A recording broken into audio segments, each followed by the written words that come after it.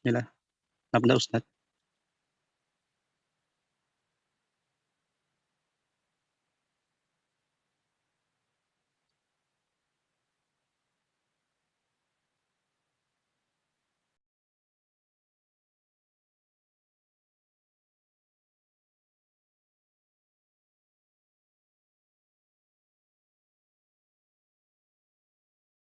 Ya, silakan. Baik. Assalamualaikum warahmatullahi wabarakatuh. Waalaikumsalam warahmatullahi wabarakatuh. Waalaikumsalam. Bismillahirrahmanirrahim. Wassalatu wassalamu ala Rasulillah wa ala alihi wa ashabihi wa man tabi'ahum bi ihsanin ila yaumiddin, amma ba'd.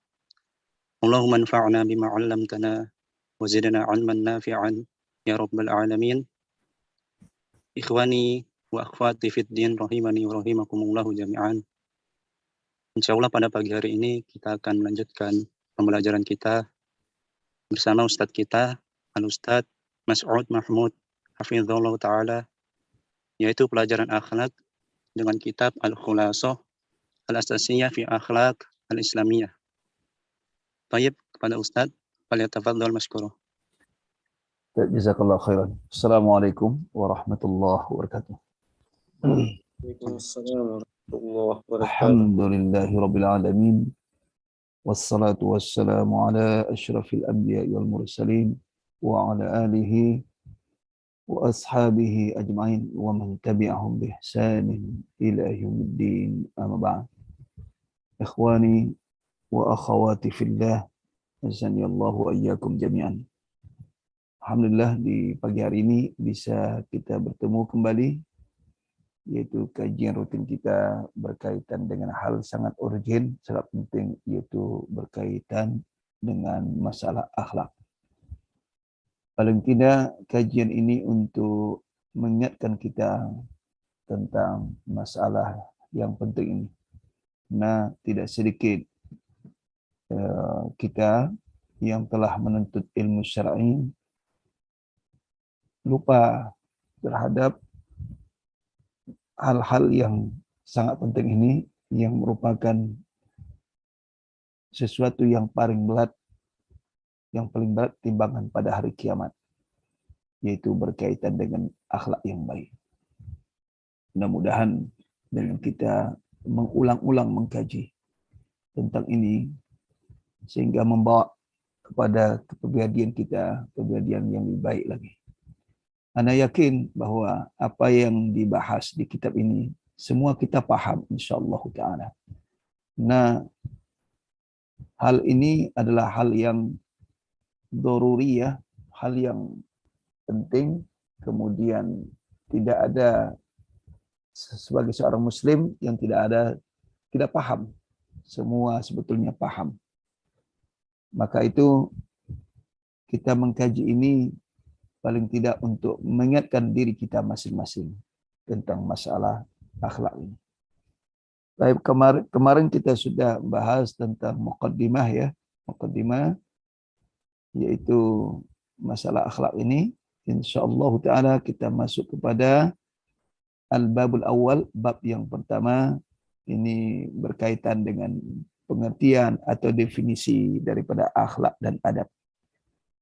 Baik, siapa yang baca di samping kita mempelajari ini, tentu kita berusaha untuk melatih diri kita untuk membaca ya. Membaca apa yang ada di dalam kitab ini. Karena sebagian kalimat ini sengaja saya tidak kasih harakat ya. Sebagian tidak dikasih harakat untuk melatih kita. Terutama antum yang mau mempelajari bahasa Arab, melatih bagaimana cara membaca kitab sesuai dengan kaidah dalam bahasa Arab. Baik, silakan, tafadhal. Silakan Fahri Zulfikar. Nah, Ustaz. Ana aqra al-babul al-awwal. Ya, tafadhal. Al-babul al-awwal al-akhlaq wal adab.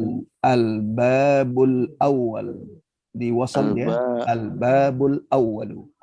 Al-babul awwal Al-akhlaqu wal adabu. Wal adabu. Wal Adab. adabu. Nah, sebentar ya. Al-akhlaq ini bentuk jamak daripada khuluq. Al-adab bentuk jamak daripada adab. Al-adabu jamaknya al-adabu. Panjang ya. Ya. Kedua-duanya bentuk jamak. Jamak taksir. Silakan. Innal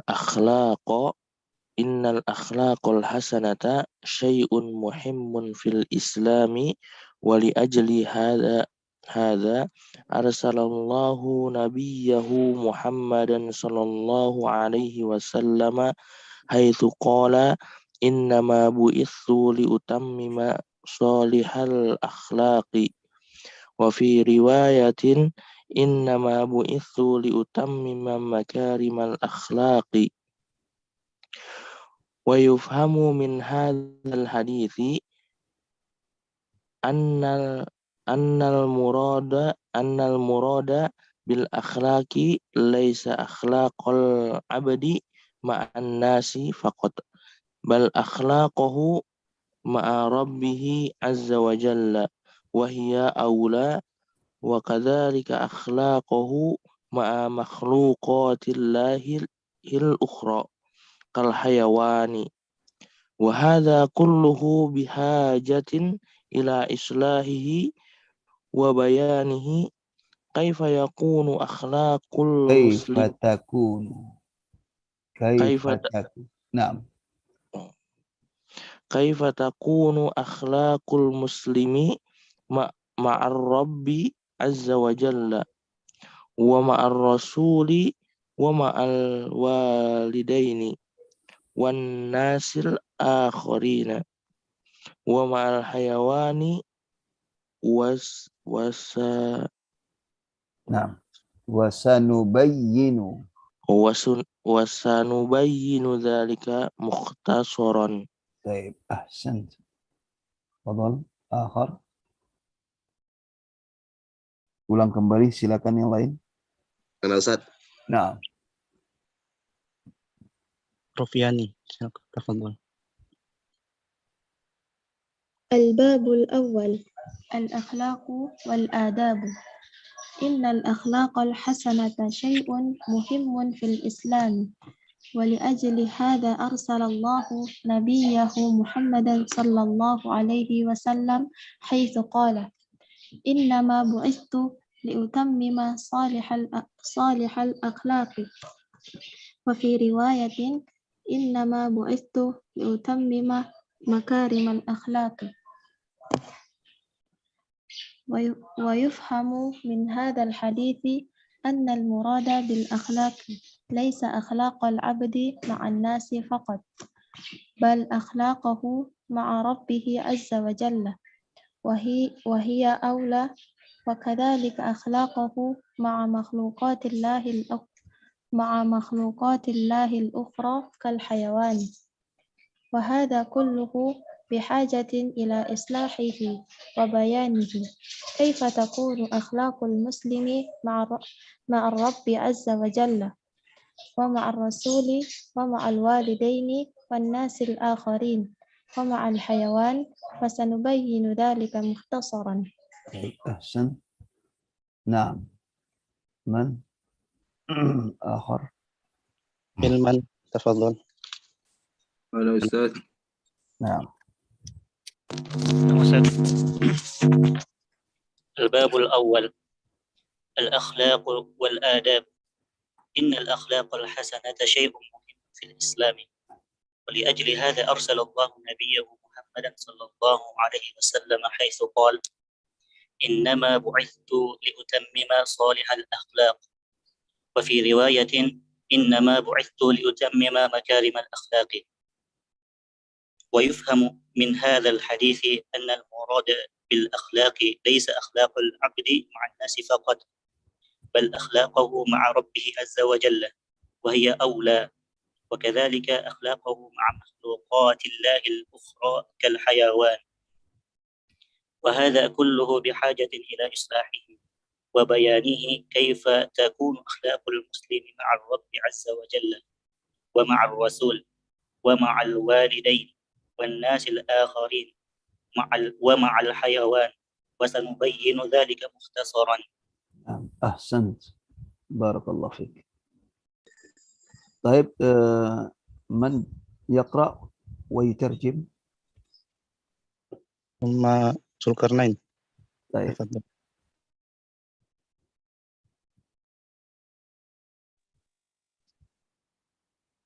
أنا أستاذ. ya. Bismillahirrahmanirrahim. Al-babul awal. Bab yang pertama. Al-akhlaqu wal adab. Akhlak dan adab. Innal akhlaqa hasanata syai'un muhimmun fil islami. Sungguhnya Innal akhlaqal hasanata. Innal akhlaqal hasanata syai'un muhimmun fil islami. Sesungguhnya akhlak yang baik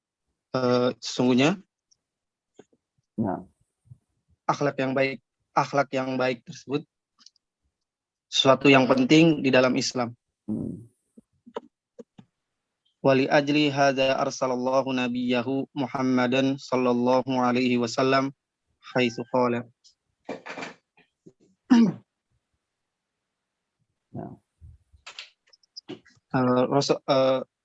Dan untuk yang agung ini, wali ajli itu dimana sabab ya, wali ajli aili sababi, dan karena inilah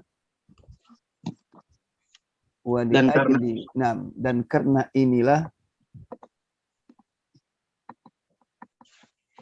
inilah Allah Subhanahu wa taala mengutus nabinya yakni Muhammad sallallahu alaihi wasallam. Ya. Di mana Allah Subhanahu wa taala berfirman, Nabi bersabda.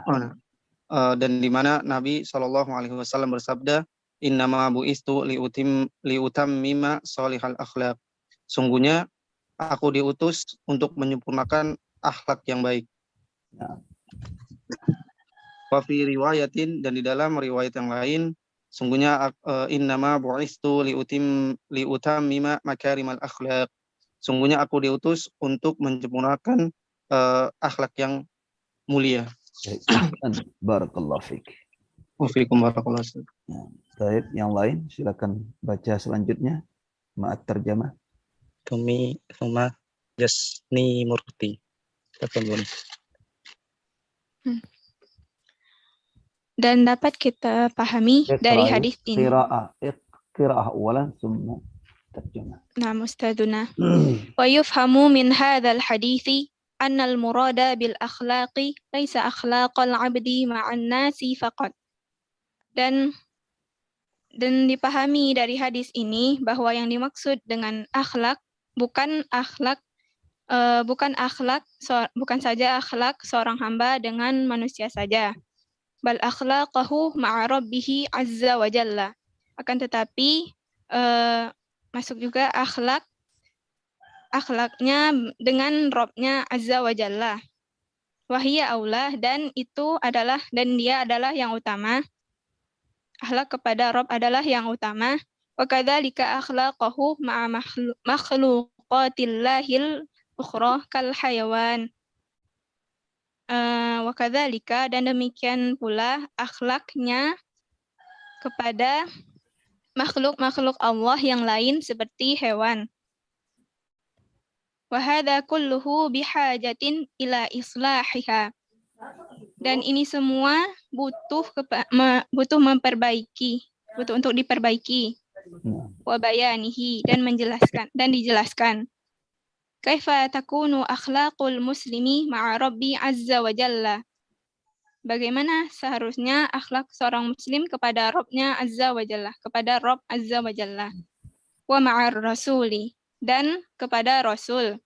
Wa ma'al walidain, dan kepada kedua orang tua. Wan nasil akharin, dan kepada manusia yang lain. Wa ma'al hayawan, dan kepada hewan. Wa sanubayyinu dzalika mukhtasaran, dan akan kami jelaskan itu secara ringkas. Baik, ahsan, barakallahu fiik. Masyaallah. Baik, kita coba lagi ya, diulang kembali terjemahannya. Dibaca dan terjemahan. Uma Arini. Tafadhali.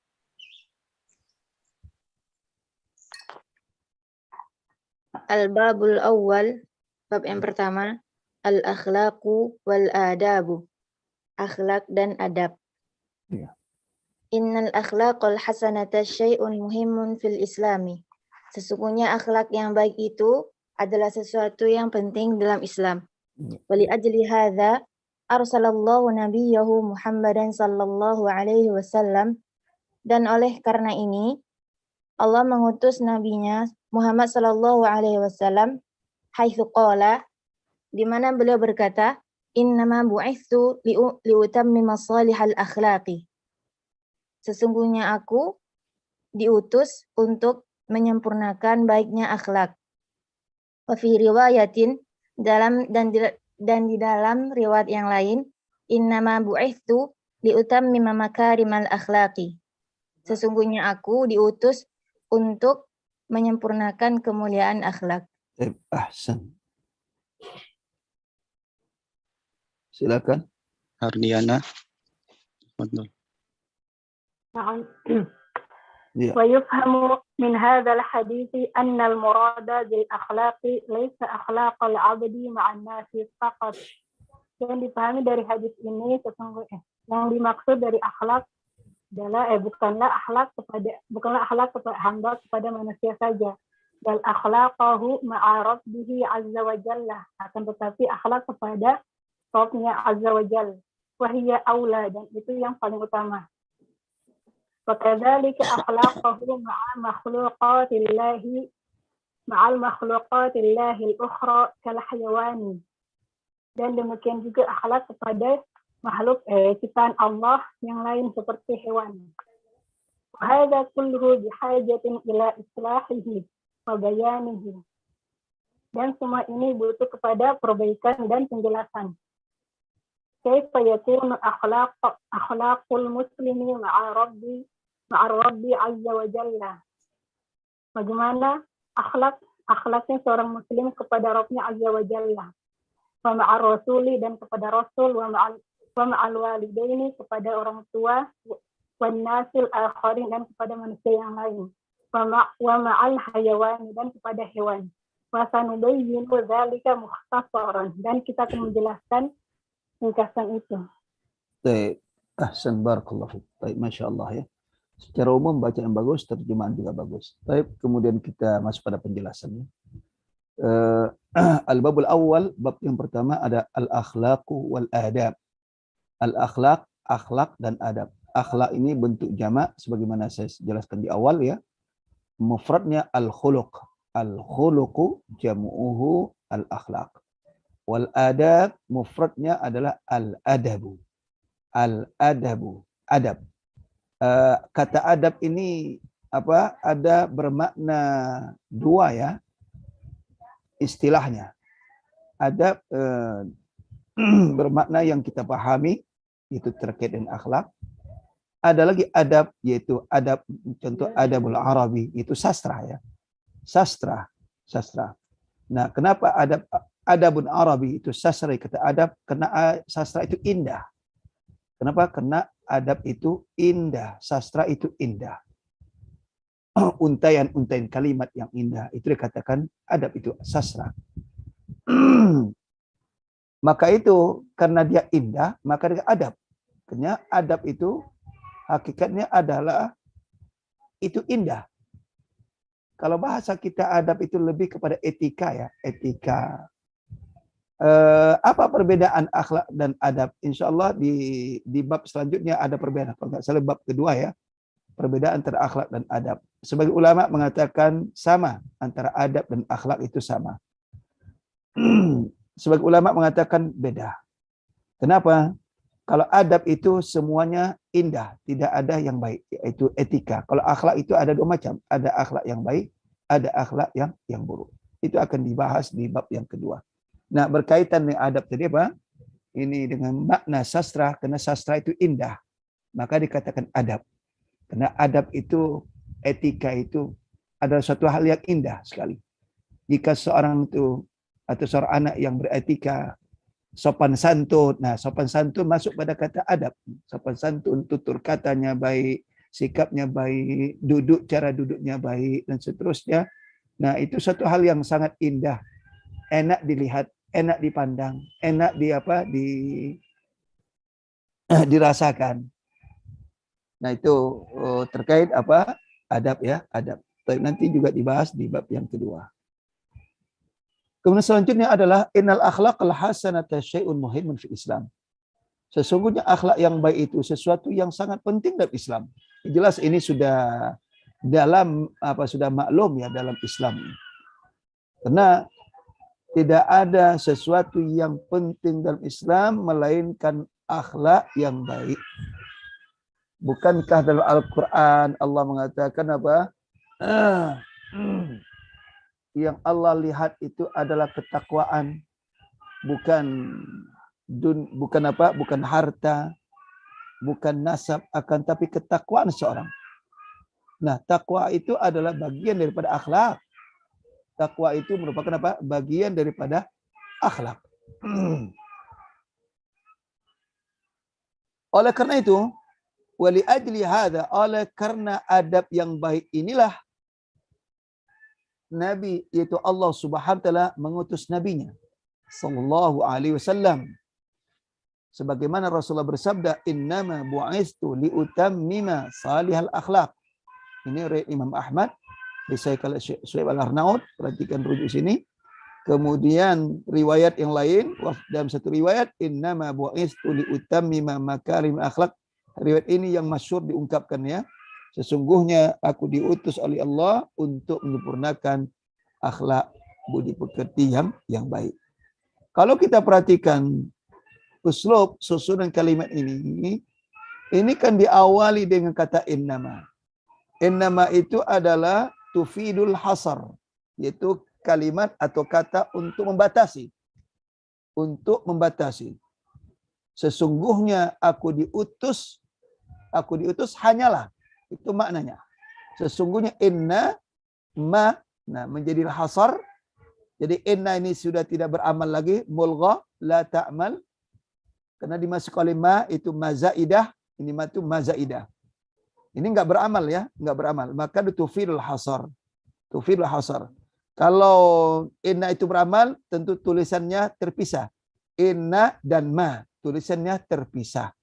Untuk membedakan antara inna yang beramal ketika dimasuk oleh ma dengan inna yang tidak beramal. Jadi inna ma ini asalnya inna dengan ma ya. Kemudian dia mulgha, tidak beramal, bermakna tufidul hasar, yaitu memberikan faedah pembatasan. Maka terjemahan bagaimana? Sesungguhnya aku diutus hanyalah. Ada kata hanyalah. Sama dengan kalimat hadis lain, innamal a'malu binniyat. Innamal a'malu binniyat. Nah, innama itu lil hasar, tidak beramal. Al-a'malu di situ sebagai mubtada, kemudian binniyat sibul jumlah jar majrur sebagai khabar. Itu adalah jumlah ismiyah. Tapi kalau di sini adalah jumlah fi'liyah ya. Di sini jumlah fi'liyah. Jumlah fi'liyah. Karena setelah innama itu ada bu'istu. Bu'istu. Innama ini menjadi harfun lil hasar. Atau adatul lil hasar. Dia bukan isim. Iya. Nah, ini jumlah fi'liyah. Bu'istu ini fi'il majhul ya. Fi'il majhul. Kemudian tanya adalah naib fa'il. Naib fa'il. Sesungguhnya aku diutus hanyalah. Untuk apa? Liutammima salihal akhlaqi. Untuk menyempurnakan akhlak yang baik. Atau satu riwayat, sesungguhnya aku diutus hanyalah untuk menyempurnakan akhlak yang baik. Dari pemahaman hadis ini berarti apa? Berarti tugas Nabi tidak ada lain hanya berkaitan dengan akhlak. Nah, karena Rasulullah katakan innama. Sesungguhnya aku diutus oleh Allah hanyalah untuk menyempurnakan akhlak yang baik. Berarti tidak ada lagi tugas beliau. Hanya itu. Oleh karena itu, pemahaman akhlak ini luas. Ya, itu hal kita pahami. Ini harus kita pahami. Bukan akhlak terhadap manusia semata-mata. Akan tetapi lebih utama adalah akhlak terhadap Allah Subhanahu wa taala, itu yang paling utama. Oleh itu apa kata di sini? Wa yufhamu min hadzal hadis, dan dapat dipahami dari hadis ini annal murada bil akhlaqi, bahwa sesungguhnya yang dimaksud dengan akhlak, itu akhlak di sini adalah laisa akhlaqal abdi ma'an nasi faqat, bukanlah akhlak hamba terhadap manusia saja, bal akhlaqahu ma'a rabbih azza wa jal, akan tetapi akhlaknya hamba terhadap Tuhannya azza wa jalla wahia aula, dan itu lebih utama. Mana lebih utama?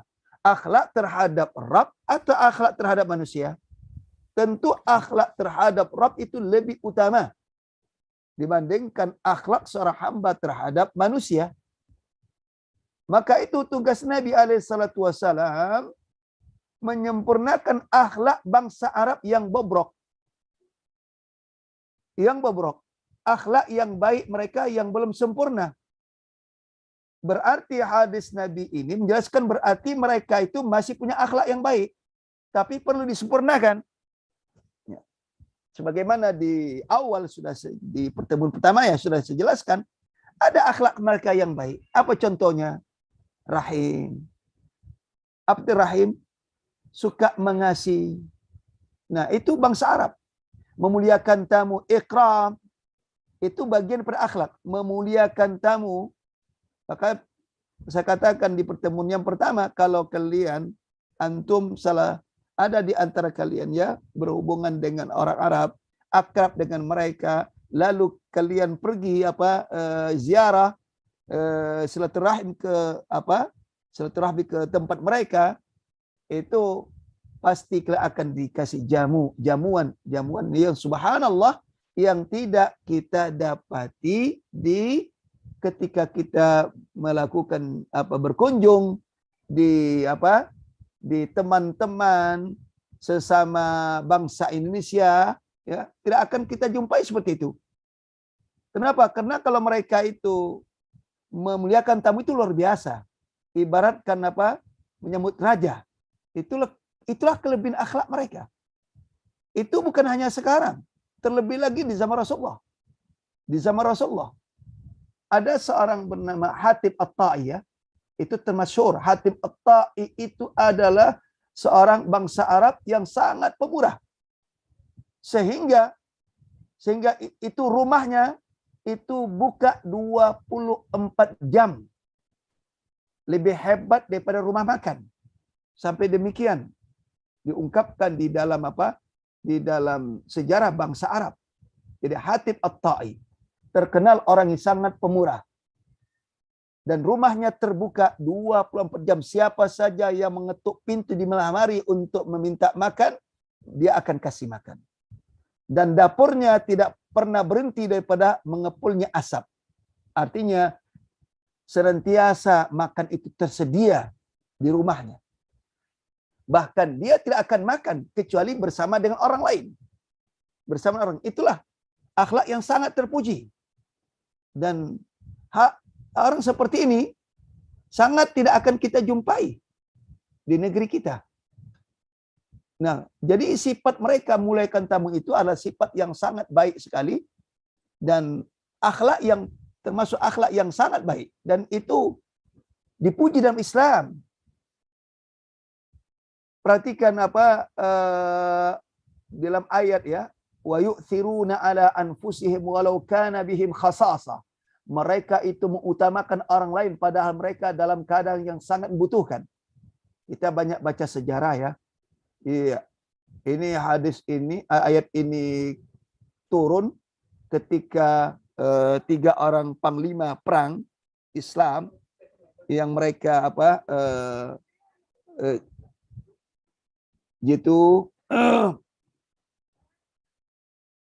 terluka dalam perang. Di antaranya adalah Ikrimah bin Abi Jahal. Ikrimah bin Abi Jahal. Itu anak Abu Jahal masuk Islam, kemudian dia menjadi panglima. Jadi terluka 3 orang dan lukanya sangat parah. Suatu ketika mereka masing-masing meminta air, minta tuangkan air untuk minum, kehausan. Datanglah Muaz bin Jabal, kalau tidak salah beliau Muaz bin Jabal, sahabat Nabi, mendengar salah seorangnya minta air. Dia bawalah air. Ya. Kemudian ketika sampai mau dituangkan ke mulut ini sahabat yang sedang minta air, kehausan. Nah, terdengar di sebelahnya juga minta air. Terdengar sebelahnya minta air. Akhirnya apa? Sahabat yang tadi ini minta air, ketika mau dituangkan ke mulutnya air, akhirnya tidak jadi dia minum. Dia apa katakan? Tolong kasih sahabat saya yang ada di sebelah. Kenapa? Karena dia lebih membutuhkan dari saya. Subhanallah. Padahal kondisi saat itu adalah kondisi yang sangat membutuhkan air, terluka, parah. Masih sempatnya mereka mengutamakan orang lain, mengutamakan sahabatnya. Nah, lalu Muaz ini datanglah ke sahabat yang kedua. Lalu dituangkan air ke mulutnya. Ketika mau dituangkan, belum air itu keluar dari dari tempat air mau ke mulutnya, belum lagi keluar, setetes pun belum. Terdengar sahabat yang ketiga yang terbaring meminta air. Ternyata lukanya lebih parah. Apa katanya? Tolong kasih sahabat saya itu, karena dia lebih sangat butuhkan dari saya. Subhanallah. Akhirnya Muaz pergi ke sahabat yang ketiga. Ternyata betul-betul lukanya parah sekali dan sangat butuh air.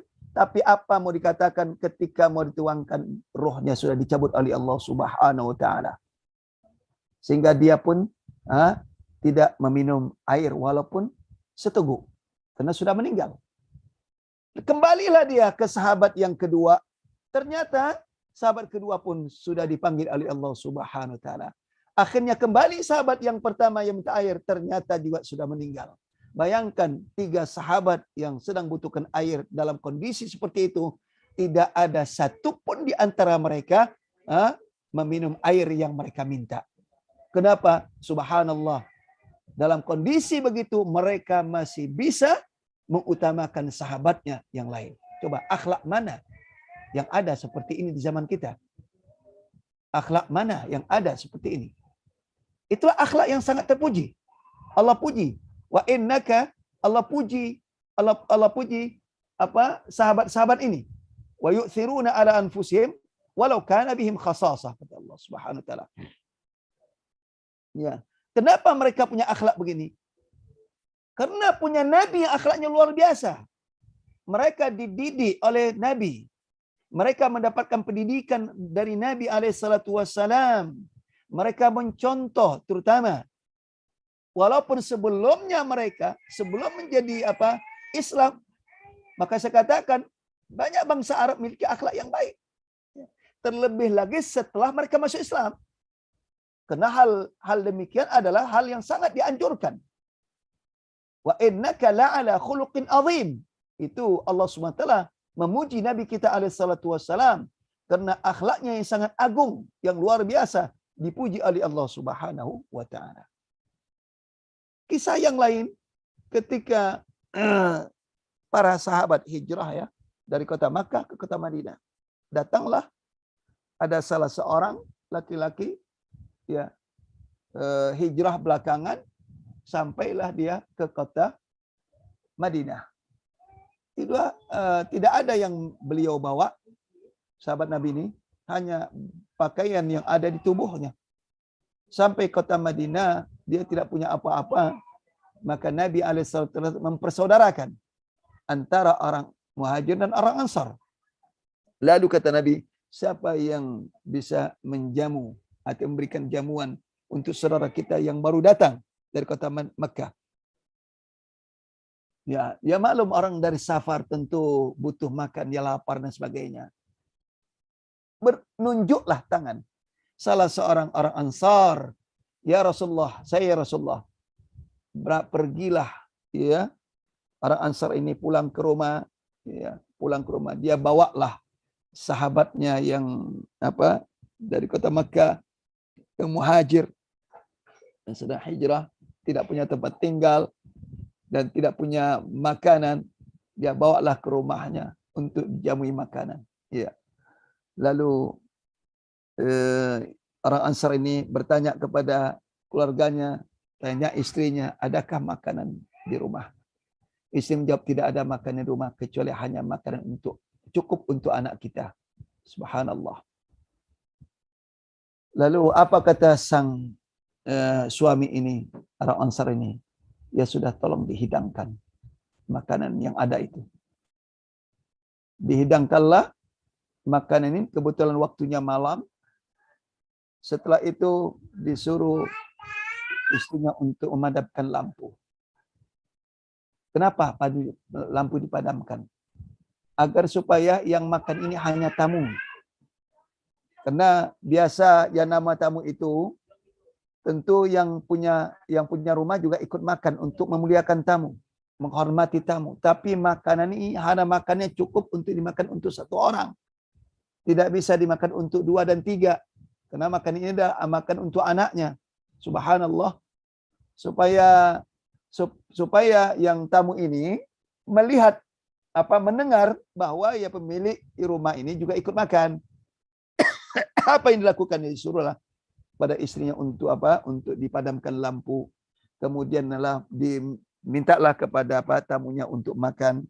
Sang punya rumah ini ikutlah seperti dia makan, bersuara, mengunyah seperti orang makan, kemudian memukulkan sendok seperti dia ikut makan, dan seterusnya. Intinya adalah tamu ini tidak merasakan canggung untuk makan, karena merasakan bahwa pemilik rumah juga ikut makan. Singkat daripada riwayat tersebut, kisah ini cukup masyhur ya. Selesailah tamu ini makan dengan dengan merasa puas. Lalu keesok harinya Nabi SAW ketika datang yang punya rumah ini kepada Nabi SAW, lalu Nabi tersenyum. Rupanya Nabi sudah mengetahui apa yang dilakukannya di malam itu. Karena tentu dari wahyu kan, tentu dari wahyu. Nabi SAW tersenyum. Ya. Nah itulah dia. Bagaimana seorang bangsa Arab ya, seorang bangsa Arab, mereka itu masalah memuliakan tamu itu akhlak mereka luar biasa. Tapi cukupkah? Timbul satu pertanyaan. Cukupkah itu sebagai barometer menilai seseorang itu memiliki akhlak yang agung, akhlak yang baik? Ternyata tidak cukup.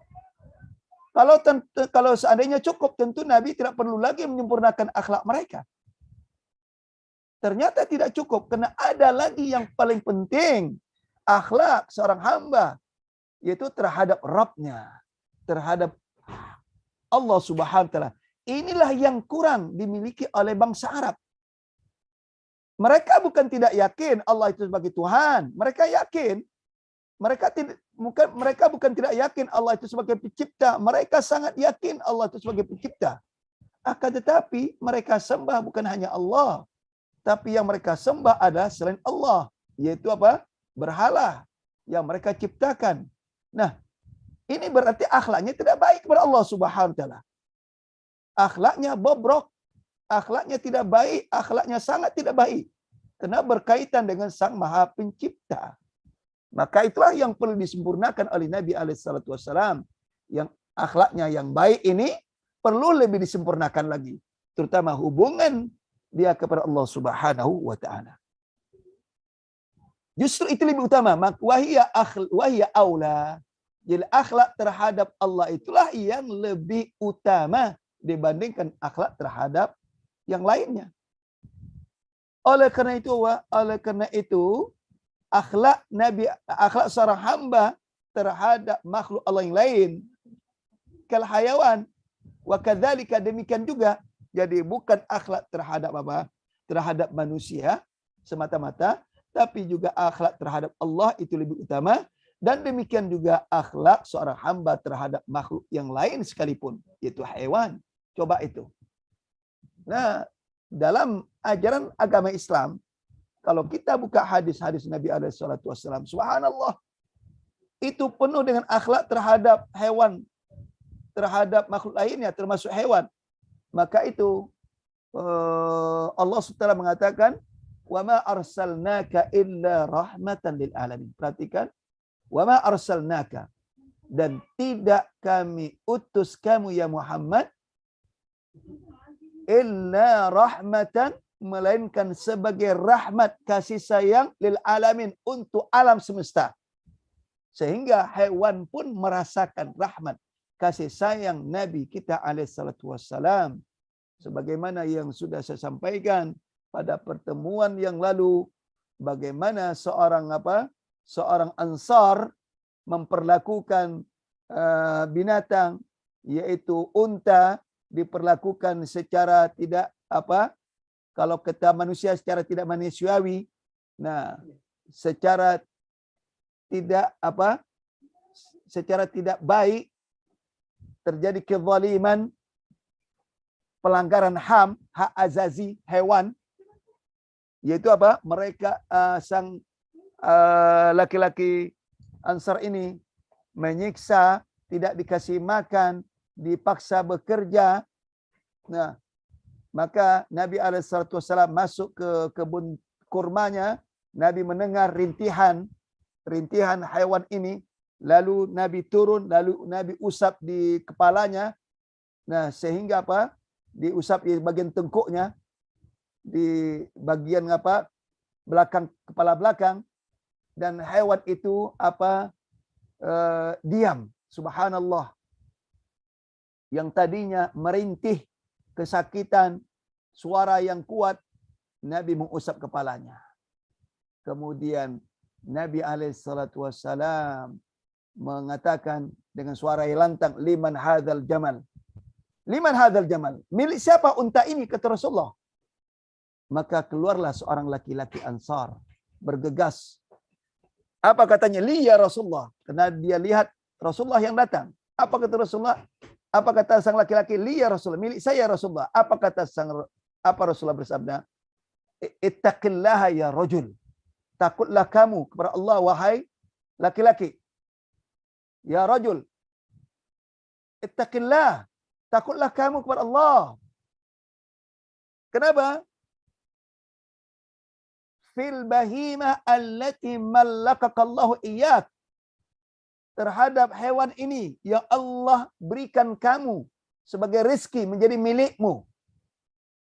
Kenapa? Kata Rasul mengatakan bahwa hewan ini mengadu, syaka ilayya, mengadu kepada Rasulullah, annaka tud'ibuhu wa tuji'uhu.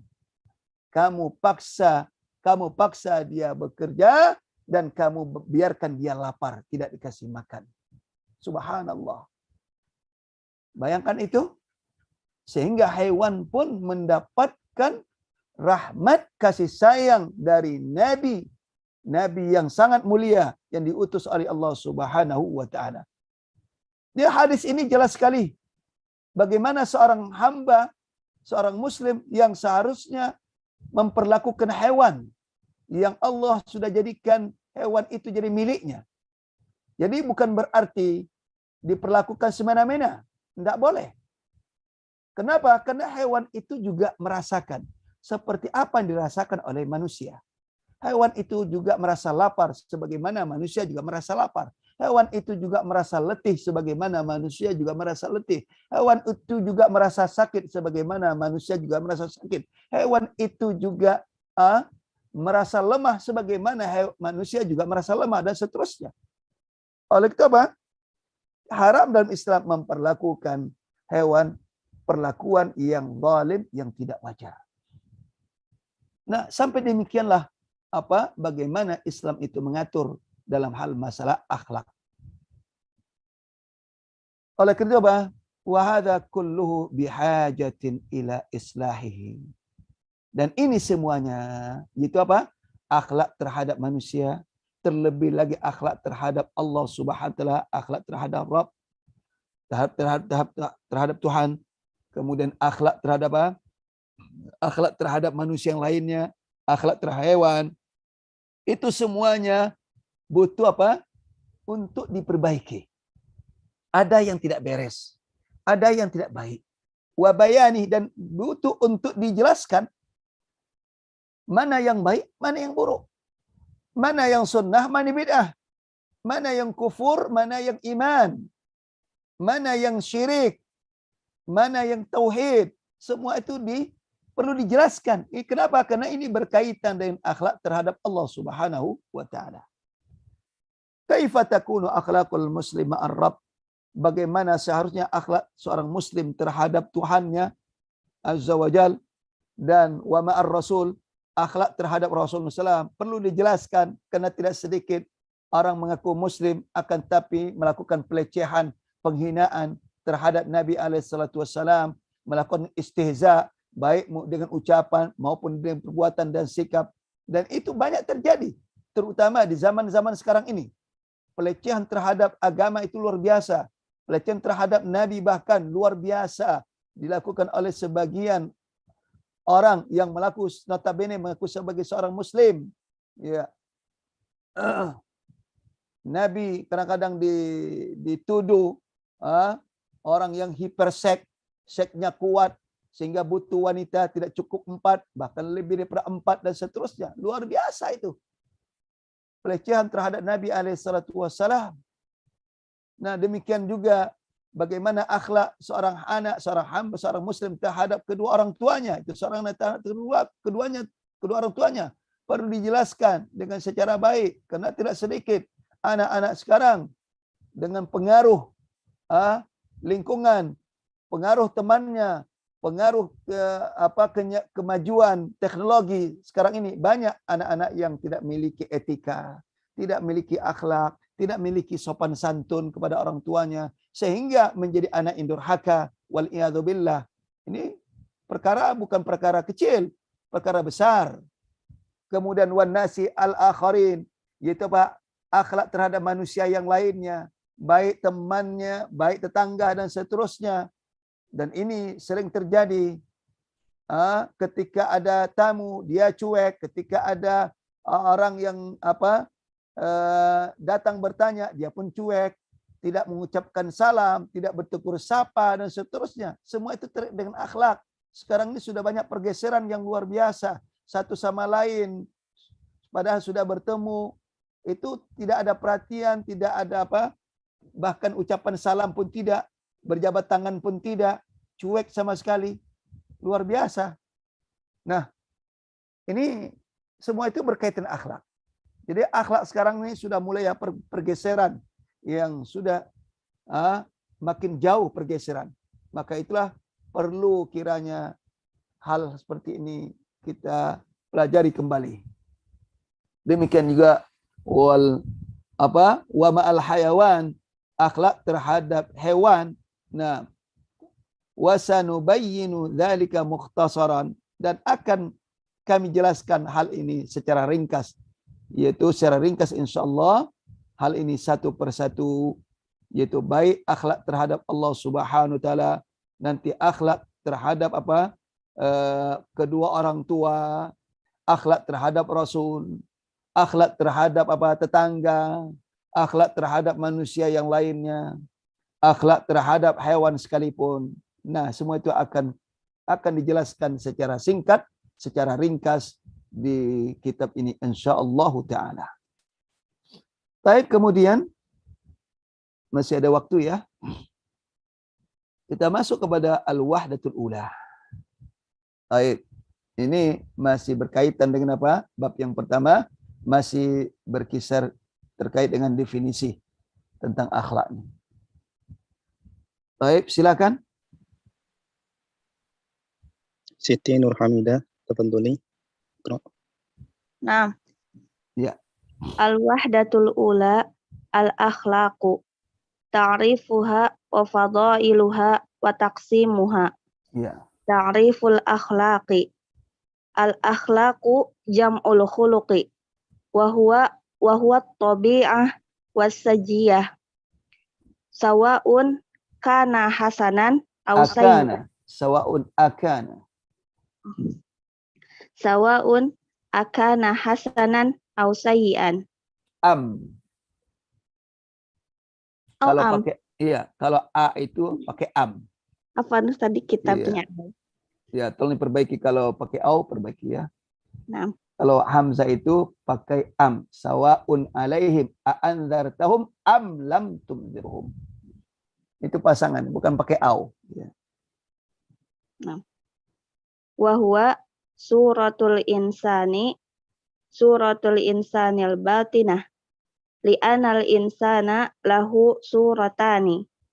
Suratun zahirah wahia syuklul jasadi. Syaklul jasadi. Wahia syaklul jasadi awil badan. Wahadha suratu minha. Wahadhihi suratu. Iya. Wahadhihi suratu minha jamilun hasanun. Wa minha ma huwa qabihun sayyi'un. Minha ma baina dzalik. Wa suratun batinah. Wahia wasaniyatu ya. Suratun batinah. Wahia suratus sajiyah wat tabai. Nam ahsan, barakallahu fiik. Silakan baca kembali. Tafadhali Firja Umar.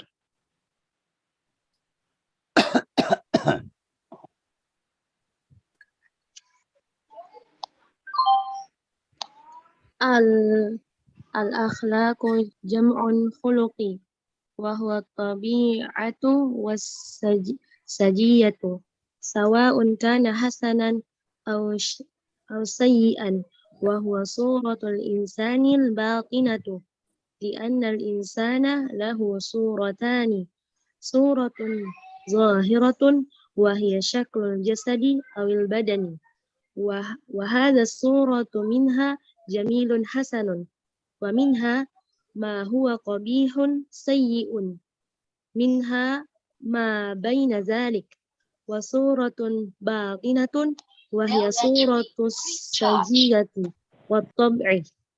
Nah, ahsan, barakallahu fiik. Baik. Kita masuk pada unit yang pertama, bagian pertama al-wahdatul ula, bagian pertama itu al-akhlaq. Ya, akhlak.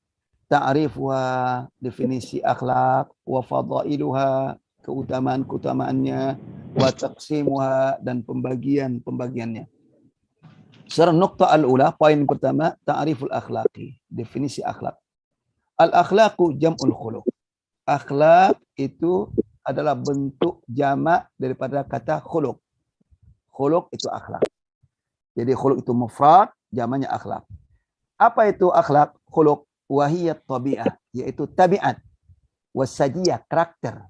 Tabiat, karakter. Nah, sawa'un kana hasanan, apakah akhlak itu baik, am sayyi'an atau buruk. Itulah akhlak. Jadi akhlak itu ada baik, ada buruk. Ada baik, ada buruk.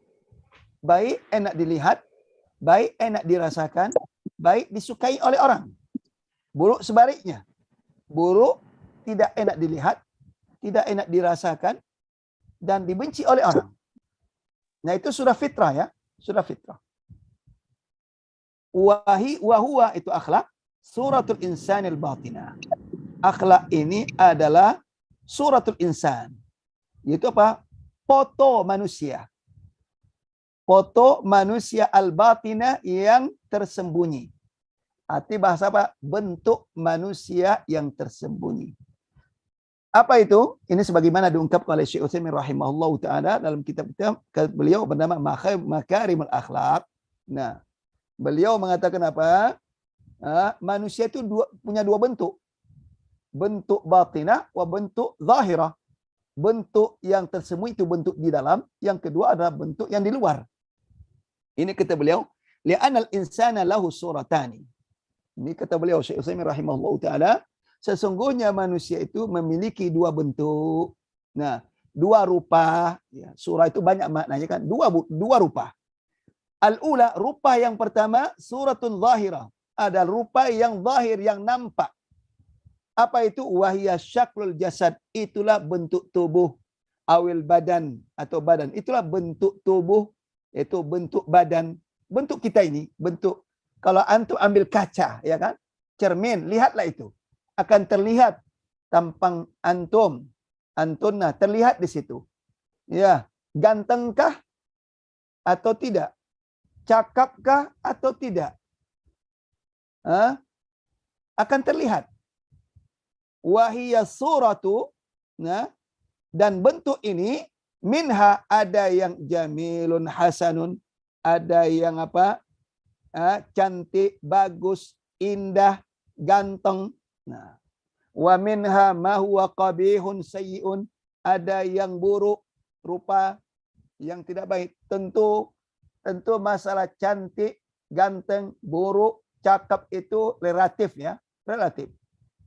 Yang sebenarnya sebetulnya yang Allah ciptakan manusia adalah sebaik-baik bentuk. Akan tetapi pandangan manusia itu kan berbeda kan?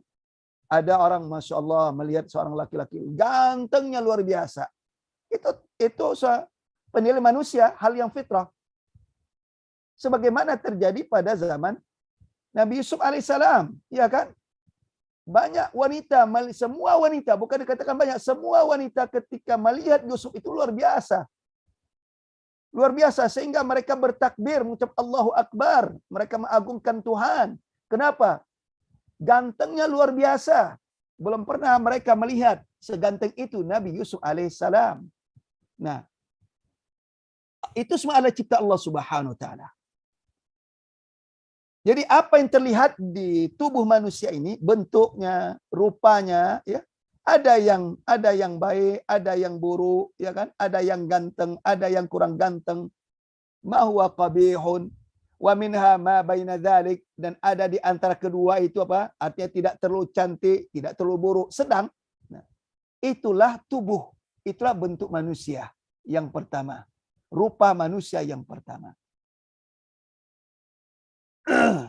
Ada yang kulitnya hitam, legam. Ada kulitnya sawo matang seperti kita orang-orang Asia. Ada yang kulitnya apa? Putih.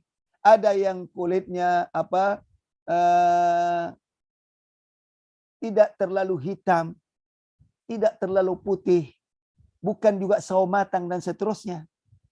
Dan semua itu adalah menunjukkan keagungan Allah Subhanahu wa taala ciptakan makhluknya. Kemudian wasaniyatu ay as-suratus saniyah, ini al-ula. Ini surah zahirah, tampang yang nampak. Was-surah tsaniyah ada suratun batinah. Ini tampang yang tersembunyi. Bentuk yang tersembunyi. Wahiyya suratus sajiyah wa tabai. Kata Syekh Utsaimin rahimallahu taala, itulah tampang, bentuk, karakter, sifat, tabiat manusia itu sendiri. Nah, kita tahu bahwa tabiat itu juga sama. Ya kan? Sama seperti bentuk yang di luar. Ada tabiat sifatnya baik, ada tabiat sifatnya jelek. Ada tabiat karakter sifatnya yang luar biasa bagusnya. Luar biasa bagusnya. Nah, ada yang luar biasa jeleknya. Luar biasa jeleknya. Nah, itu kalau seandainya bisa dinampakkan dalam bentuk konkret, maka akan terlihat seperti nampaknya bentuk tubuh. Bentuk tubuh. Tapi itu semuanya yang sifatnya jelek itu akan terlihat. Akan terlihat dari mana? Terlihat dari melalui apa? Anggota tubuh. Rupa badan akan terlihat dari tutur kata, terlihat dari sikapnya, dan seterusnya. Karena tutur kata itu menggambarkan apa yang ada di dalam. Sikap seseorang itu menggambarkan apa yang ada di hati. Itu akan terlihat. Maka itulah alangkah buruknya seseorang mempunyai bentuk tubuh yang bagus, akan tetapi tabiatnya tidak baik. Sekarang timbul pertanyaan, mana yang lebih utama? Ya kan? Antara dua bentuk ini. Bentuk yang zahir, rupa yang zahir, yang nampak, dengan rupa yang tidak nampak. Kedua-duanya memiliki dua hal. Rupa yang bagus, rupa yang tidak bagus. Demikian juga yang batinah ini. Rupa sifat yang bagus, kemudian rupa sifat yang tidak bagus. Sekarang, mana lebih utama? Sifat tubuh ini yang bagus,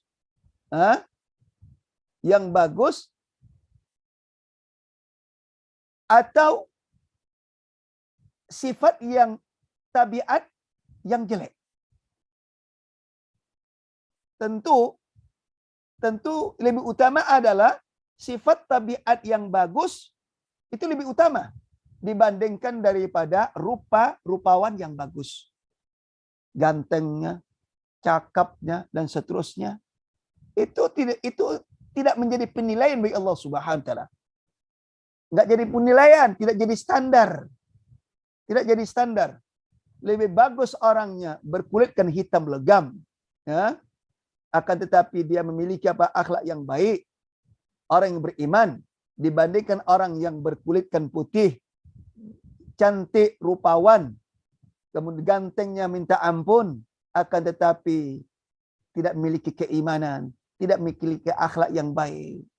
Maka itu tidak ada gunanya si Allah Subhanahu wa taala. Maka dalam hadis, innallaha la yanzuru ila suwarikum wala yanzuru ila innallaha la yanzuru ila suwarikum walakin yanzuru ila a'malikum. Allah tidak akan melihat rupa kamu, akan tapi Allah lihat adalah perbuatanmu, hatimu. Itu yang Allah lihat. Itulah terkait dengan masalah ketakwaan. Baik, mungkin sampai di sini ya pembahasan kita, yaitu sampai kepada poin akhlak ya, yaitu definisi akhlak. Insyaallah taala kita akan lanjutkan tentang keutamaan akhlak. Jadi ini apa yang diungkapkan Syekh Utsaimin ini, poin pertama ini sangat penting ya. Ternyata manusia itu punya rupa yang zahir, kemudian rupa yang tidak nampak, itu batin. Rupa yang zahir itulah bentuk tubuh, sedangkan rupa yang batin adalah bentuk akhlak. Bentuk akhlak, tabiat dan karakter. Dan itu kedua-duanya memiliki dua bentuk, masing-masing memiliki dua bentuk. Rupa tubuh ini yang zahir ini ada yang ganteng, ada yang cantik, ada yang rupawan, sangat rupawan, ada yang jelek, ada yang buruk, bahkan ada yang pertengahan. Demikian juga terkait dengan rupa yang batin ini, ada akhlak yang sangat tinggi, akhlak yang sangat mulia, ada akhlak yang sangat jelek sekali, ada yang pertengahan. Nah, itu yang diungkapkan oleh Syekh Utsaimin rahimahullahu taala. Subhanallah, gambaran beliau ini cukup penting sekali dan cukup bagus. Baik, mungkin ada 1-2 pertanyaan, silakan.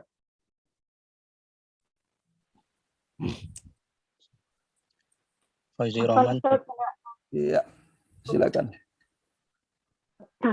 Yang pertama Ustaz, tentang akhlak tadi kepada hewan yang yaitu ketika menjadi kendaraan, apakah kendaraan kita yang berupa benda seperti mobil atau motor juga mempunyai ada kewajiban kita bagaimana kita dibuat? Iya, betul. Baik.